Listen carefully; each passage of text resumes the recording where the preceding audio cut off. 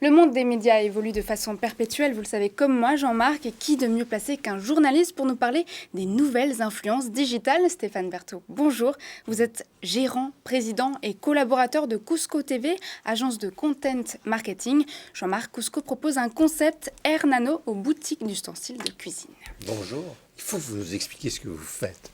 Entre le journaliste, les nano-influences, les ustensiles de cuisine, vous comprenez qu'on va s'y perdre. Laissons les ustensiles de cuisine de côté pour l'instant. Ouais. Même, je vais vous expliquer ma tambouille malgré tout. Ouais. Je suis un amoureux de l'image et du contenu. J'en ai fait 20 ans en télévision.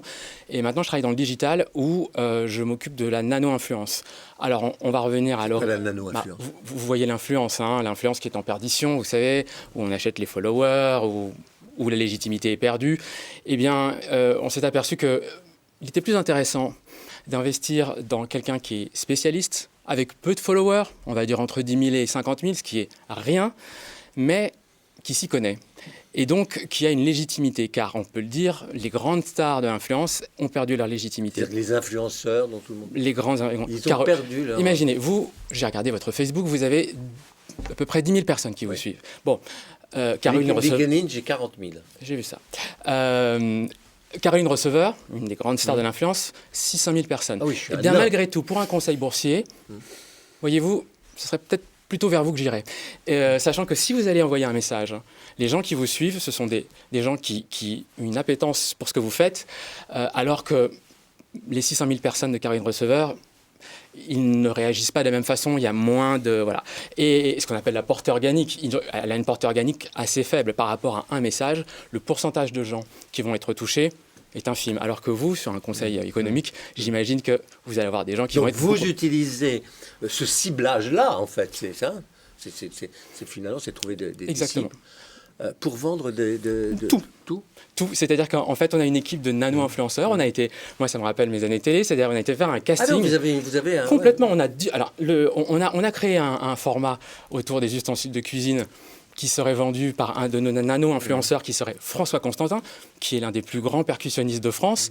Et c'est ludique, c'est amusant, il a une très belle communauté. Donc vous le vendez auprès des fabricants d'ustensiles de cuisine. Exactement. Des gens comme Le Creuset ou des gens comme ça. Exactement. Évidemment, du bruit dans la cuisine, on adorerait évidemment, par définition. Ouais. Et de l'autre côté, évidemment, on répond à toutes les marques qui souhaitent communiquer de cette façon. Ouais. Ça marche là, Ah bah la nano-influence, de toute façon, c'est l'avenir de l'influence, c'est ça qui va sauver l'influence. Il faut savoir que le taux d'engagement de l'influence digitale, qui est déjà assez fort, hein, il est de 2 à 3%, la nano-influence, c'est 6%.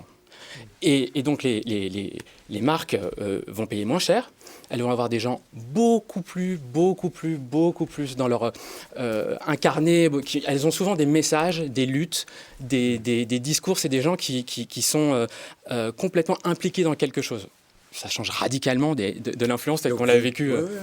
Donc votre métier, c'est de les repérer. De les préparer, de les valoriser. Parfois, on commence depuis le début. Là, j'étais sur le digital et je vois un chasseur de pirates, un chasseur de trésors de pirates.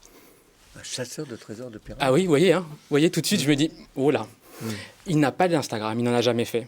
Alors, il y a les gens avec qui on va essayer d'augmenter un petit peu la notoriété, mais lui, from scratch, et on est en train d'inventer, c'est du travail de longue haleine, c'est de l'investissement, ça s'appelle la cour des pirates, c'est sur Instagram, et puis quand il sera à niveau, eh bien, on ira voir des clients potentiels qui seraient intéressés pour raconter une histoire, quoi. Sur quel site internet on vous trouve pour en savoir plus? De toute façon, sur LinkedIn, c'est très facile. Sur LinkedIn, c'est très facile. Et Air Nano, voilà. L'agence Air Nano. L'agence Air Nano, R-N-A-N-O. Un jeu de mots avec Hermano, grand frère, parce que c'est ça qu'on est, en fait. On veut pousser des gens qui ont envie de dire des choses.